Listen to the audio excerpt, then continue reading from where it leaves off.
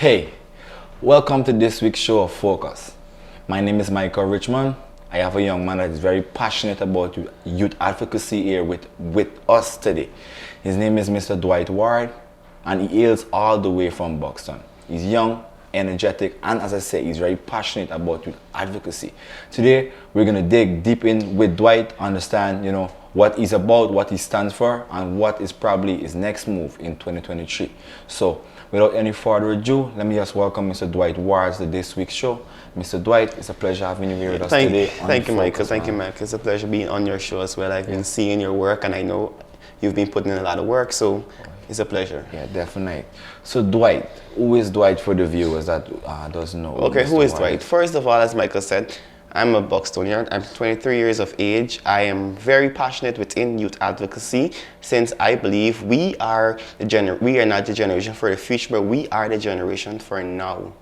We are the generation for now. And if we don't stand up and look for what we stand for, we will fall for anything, because they said if you stand for nothing, you will fall for anything. So I'm just here to put an eye out for the youth out there that are not really putting an eye out for themselves. So I will be here every step of the way to guide them through. So I know I can make a change because it only starts with you.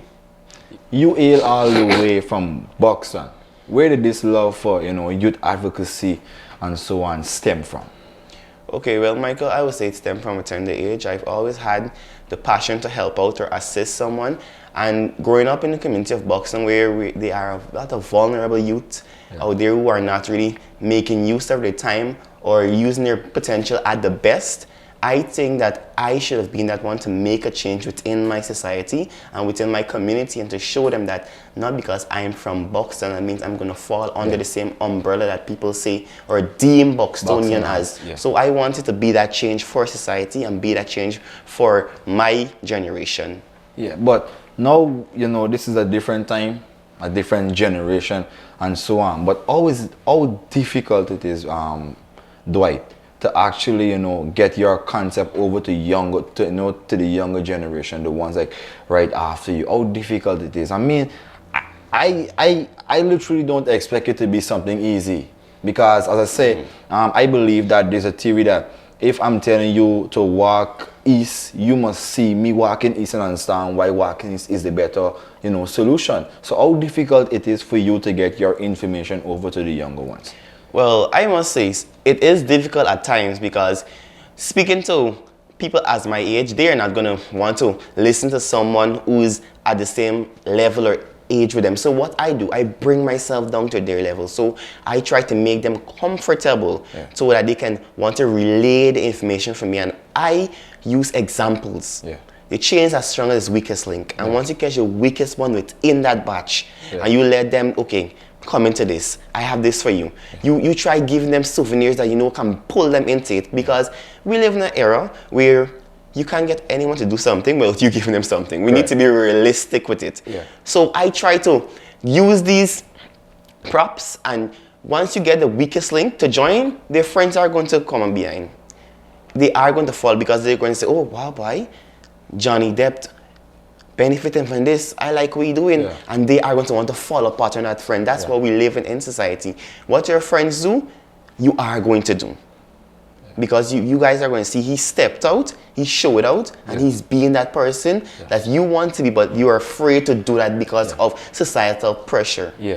But also, you see, the thing about you, why I can recall the first time when I met you, and I was like, "Who's this young man? This young man is really vibrant about making a change." And I was like, "I want to work with this guy." And I really I tried to reach out to you on like some different occasions, which in some was very futile. But I really wanted to reach out to you.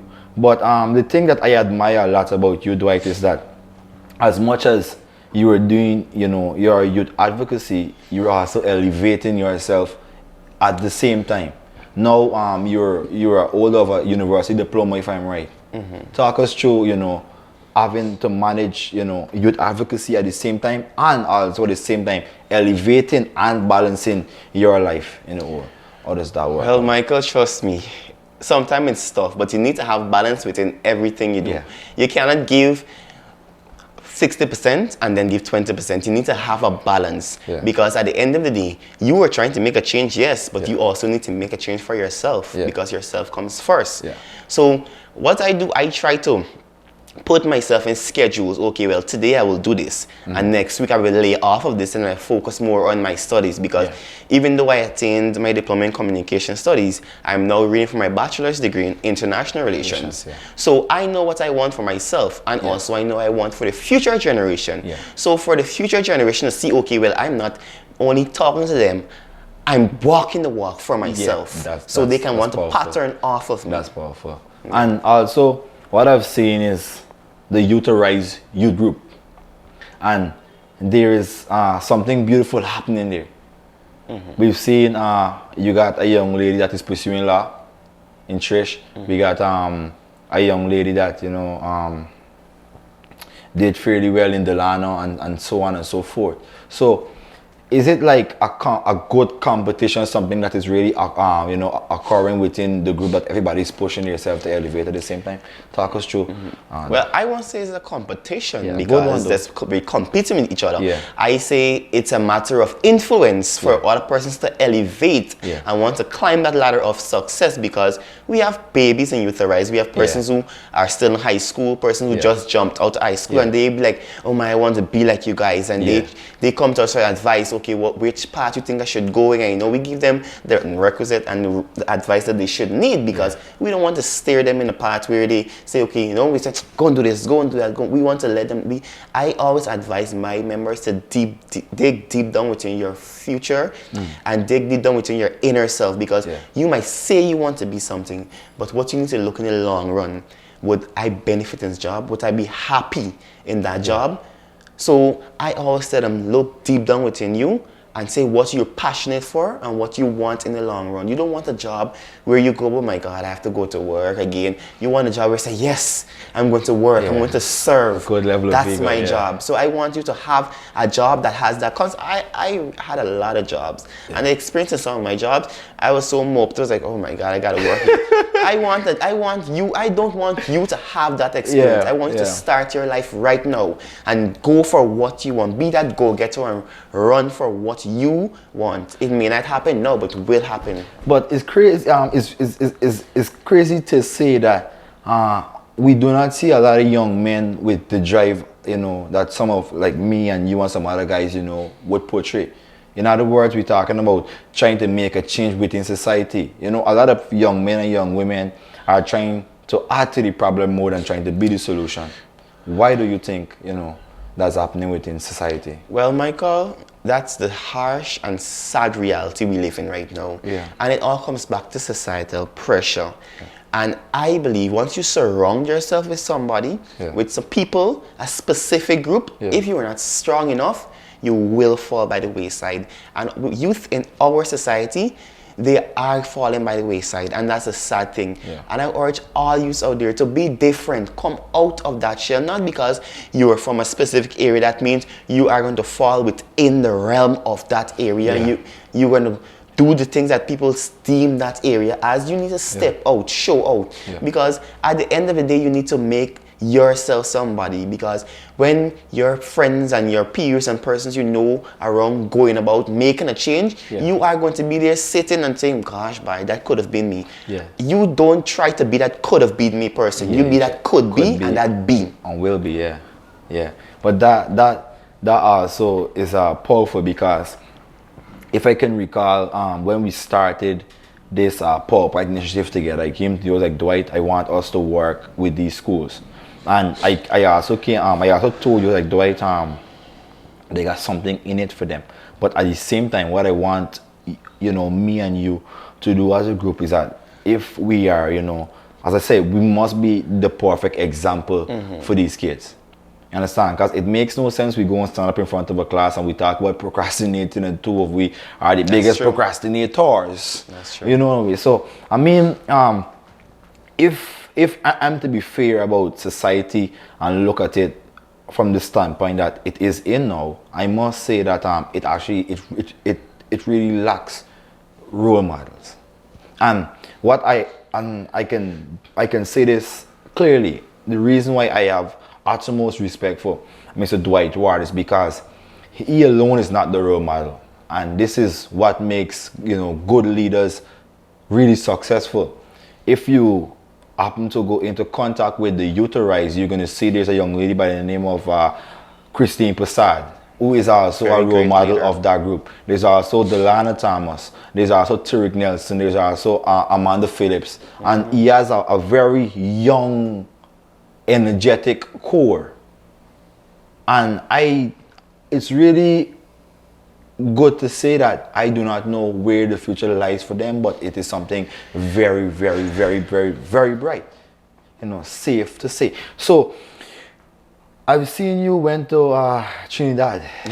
I've seen you went to Trinidad, Dwight. Yes. At a Caribbean Regional Youth Summit. Yes. How was that experience for you? Michael, that experience was surreal. Yeah. And I say surreal because it's something I've always dreamt of. I always wanted to represent my country on a regional level, on a local level. Yeah. For them to see, okay, Guyana has it. Yeah. We have what it takes. Yeah. And I really enjoyed my journey. We learned about a lot of things. I learned about health and wellness within the youth. I learned about climate change. And climate change is something we really need to take into consideration within Guyana, because if we don't, our country is going to fall by the wayside. And I learned about co-creation and partnership. That was my best session. I had conversation with people like Mr. Susil Ram. He is the project manager for the youth and sustainability of the Commonwealth Secretariat. I had conversation with the Honorable Senate of Trinidad and Tobago, which is Miss Renuka Suklal, and we had very deep conversations. We delve, I should say, deep into what a youth should be and how we should take charge of the future, because as we know, 2023 is deemed as the year of the youth, and this year's theme is adding global value, taking charge of our future. And if we want to take charge of our future as youth, we need to make a change. We need to start it with us. And if we don't, we're heading down a line of disaster. So what something Senator Renuko told me is that you need to have the fire in your belly as a youth. And I think I have that fire. That's when her speech really resonated with me. She came to make a brief remark, a keynote speech, and she ended up making an entire lecture about her life. And she said she could not have stopped going on and on because that's the mother within her, and that's what she wants for the youth within our society. And I really enjoyed that experience. I learned about how I should make my links, as Guyanese may call it, but it's not links, it's just networking. Because your network will be your net worth. So it's all about how you sell yourself and portray yourself in society, and how you keep these connections with people. And we also focus on something that's really important, Michael, the SDG, the Sustainable Development Goal. And we focus mainly on the SDG 16, which is the justice, peace, and social protection. And this SDG, Michael, I think we as youths should really take it serious, because this is also adding inclusivity within our youth group, within our country, within our society. And we need to have an inclusive society of all, so that everyone shall feel as though they are needed in society, so that they can want to be a part of this change. Because this change don't only be with me and you, Michael. You might want to make the change, but if we don't have inclusivity, it's not anything. We need to have an inclusive network, an inclusive society with people of all race, all creeds, all status, all sexualities. We should not condemn on anybody, because with the SDG 16, if we work on enhancing SDG 16 within our governments, within our youth sector, within our communities, within our social gatherings, trust me, Guyana will be a better place at large. But you see, the thing with, from what I'm trying to grasp from the SDG 16, our community in the whole, I think enough emphasis is not being laid on equality and inclusion. And at times, we might look at it from a standpoint of our family teaching us about these things, but at times, it must come from the top. it must come from the cabinets, it must come from government, or it must come from opposition, and these are things. So again, do you think that our community in the whole is actually ready for this STG 16 that you learned about in Trinidad? Well, I wouldn't say our community is ready. We need to be ready. Yeah. Because this is the now. This is where we are. If we don't make it right now and try to make this difference now, Michael, we are going to head in total disaster. So we shouldn't say we're not ready. We should be ready. So what are the benefits of being ready for this SDG 16? Well, a better society for all. Yeah. A better Guyana for all. Yeah. And we could not move on into saying, okay, we're not limiting ourselves to this. Yeah. We have persons who are capable, persons who can do it. Because Michael, trust me, Guyana has a strong youth arm, strong persons in youth, but we don't get the support. Yeah. We need to get the support from persons in higher offices. We need to get the support from persons within our community, because it takes a community to raise a child. Yeah, that's true. It takes a community to raise a child. Yeah. And if we don't have this support, we are going to fall by the wayside. Within my summit, we had 2 representatives from Guyana. Yeah. Only 2 representatives out of all the vibrant and passionate youths we have here. 7 of us, I believe, were selected. Wow. And only 2 of us went because of the lack of fundings, the lack of support. And if we don't get that support, we are not going to let them see what Guyana has. Yeah. We can have the fire within our belly, but we're going to burn up and just wither into ashes. Yeah. But you see, it's very good that we stay on support for a minute, because I can recall, I think it was about 3 or 4 days before you left, we had a conversation via WhatsApp, and I was like, what do you think about so, and you was like, bye Michael, I'm not gonna support so, because so don't support me. As you alluded to a few seconds ago, there are a lot of young people with that fire, with that vigor, that want to go out there and network themselves. Not only themselves, because at the end of the day, a lot of young people are, have good ideas that could actually change the world, and it could actually come from Guyana. I could call a lot of different young men that I think is powerful enough to go out there and network themselves amongst other young people and try to create a change back here. But you alluded to support, right? And I need you to exaggerate a little bit more on how important is support in building a community and building a nation. Well, what I will say, first of all, if someone is going to represent Guyana, they are going in the name of Guyana. Yeah. We are going in the representation of that country. Yeah. We are going to fly that golden arrowhead high and mighty, and we are going to represent well. But we need the support from our requisite authorities. We need that support so we can say, okay, yes, we have the support, we have the backings. Yeah. So we are going to do even exceedingly, more than exceedingly well than we are supposed to do. Yeah. But if we don't have that support within our homeland, especially where we're going to represent, we are not going to want to feel as though we need to push out what we want to put out. Yes, we might do it because I don't want to go out and in another country, in another jurisdiction to make myself look bad, because at the end of the day, it's going to be in my name. I need to represent well. But if I don't have the support from you and I'm going to represent you, what's the reason? Why am I going in the name of Guyana? We need that support. We have youth in Guyana who were dying to be in that summit. But just because of the lack of support, the lack of fundings, which they reached out and did not get, they were not able to come. And Guyana looked very bad because the other countries, they had several persons. They came out to their numbers. They did their thing. But Guyana, but 2 representatives. Yes, 2 can do it all. But how much more can 2 do? But you see, I think we really got a problem in relation to support, right? Because you could recall when we went to that school that day, that very good midday, and we only had I think it was about 4 or 5 kids in that classroom that day. And that was my biggest turn on for me. I was like, I want to work at that school. I don't care what it takes me. I want to work at this school, because if 4 or 5 could come and listen out of probably 200, I mean, what would happen if I actually get a full auditorium? You know what I mean? What change I could actually create? And then boom. Recently, some may know I launched this program at Lad School, the Lad Revive football program. This is a school that is on the downward spiral in Guyana. Nobody cares about Lad basically.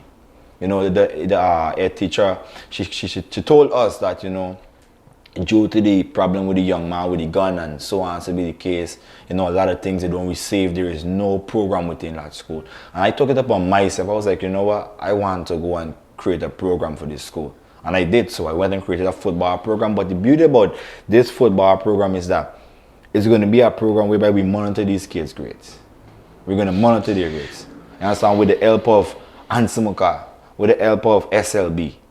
Samba J through the Trinidad branch, Miss Kimberly Ola and the others. And we're gonna monitor these kids' grades. And you know what we're gonna do is that we're gonna use football as a core curricular activity to actually, you know, create a way that these kids could go back into the classrooms, be attending classes, be participating in the activity, and also working hard to create we're working hard to get those grades up.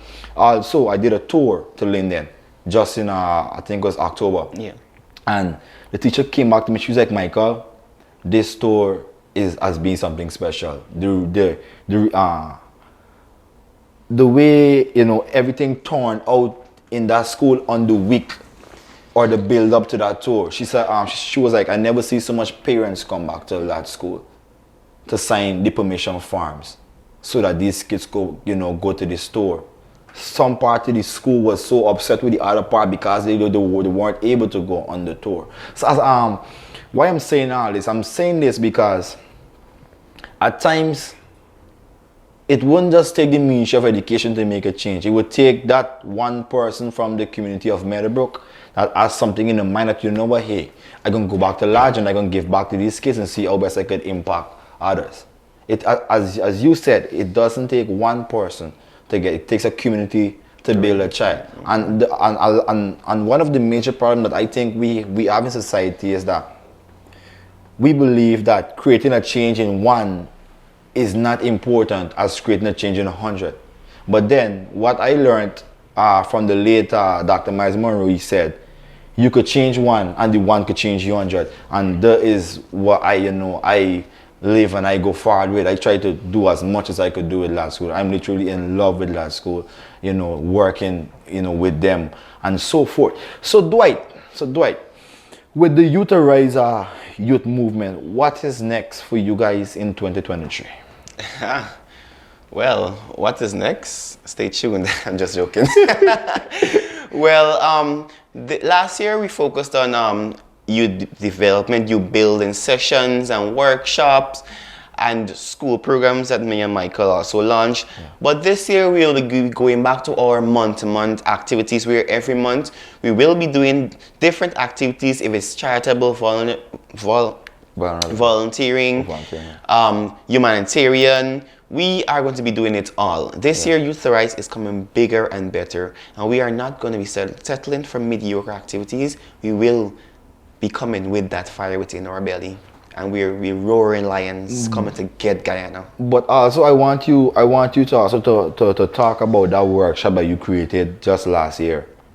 That workshop whereby, you know, you got the Minister of Labor to come out. And to me, I don't think that, you know, as I say, we do not live for praise. It's not important for us to live for praise, but I don't think you get enough respect and recognition, you know, that you deserve for that workshop. Because, I mean, to launch something so credible, you know, for the community of boxing, I think is really something, you know, huge. What you did with Jamal Ains, the guy that Samuel Ains, sorry, yeah. The guy that top was a keeper, CSAC.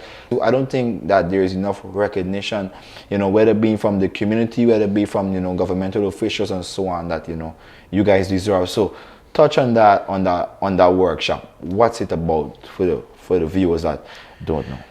Okay, well, recently last year, I was walking around my community of Buxton, and I saw a lot of youths at myself loitering and not doing anything. And I was on leave at that time. I was like, I gotta do something about this. This is irritating. So something came to me. I didn't know how it would have started. I didn't know how it would have ended up, but for some reason it happened. So I had something always tell me, skill is wealth. Yeah. Give a man a hammer and a nail and let him build. Yeah. And due to that, he will make millions.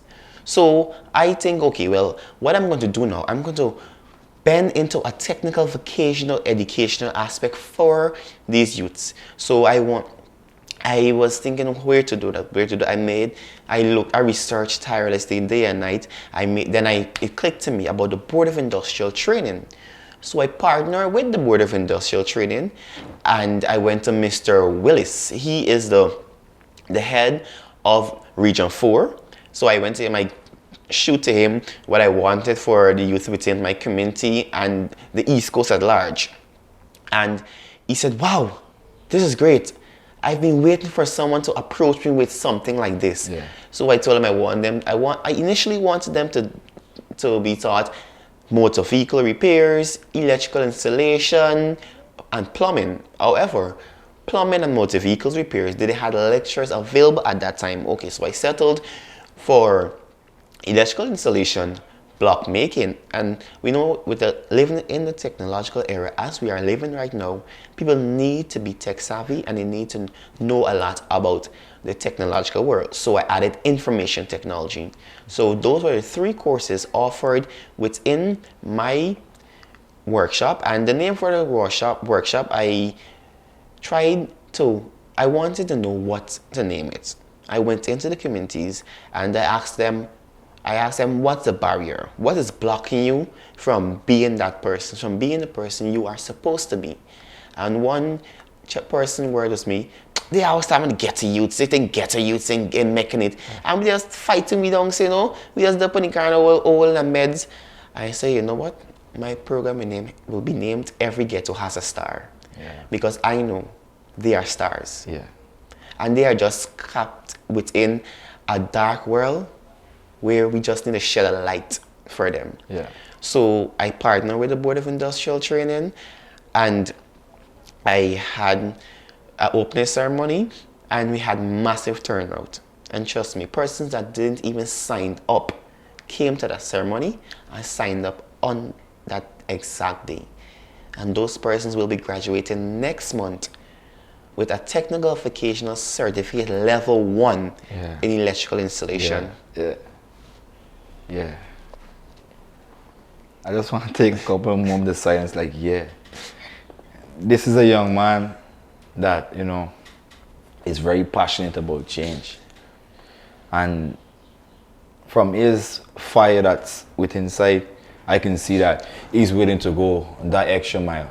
An extra mile that he also would love to take a lot of other young people on, And I am so happy that, I am on board with him, he's on board with me, and collectively we will strive in making Guyana, top of the line. We are also going to strive in putting SDG 16 into our communities, into our mentorship sessions, into our schools. We all, myself, the Youth Rise, and I'm urging corporate Guyana to just join this movement. It's going to be something fun, it's going to be something beautiful, it's going to be something life-changing. So just tune in with us in this 2023. Join the change. The year of the youth. Year of the youth. We've come to a very good end of focus this week. Again, I've had Mr. Dwright Ward with me. A young man, as I say, with a fire in his belly. And as I say, we cannot wait to see what tomorrow holds for Dwight and the Youth Rise Youth Group. But Dwight, it's been such a pleasure having you. Yeah, Michael, thank you for having me on your show. Oh my God, it's been such a pleasure. Again, before we go, I am willing to work with you. You just call me, Michael, ready for launch SDG. And campaign SDG. We campaign SDG 23. Okay. And lastly, I just want to say a big shout out to our technical group, Kenneth Gaskin and Cleveland James. They're doing a very good job in bringing such a wonderful, program to you guys. Thank you. Big up.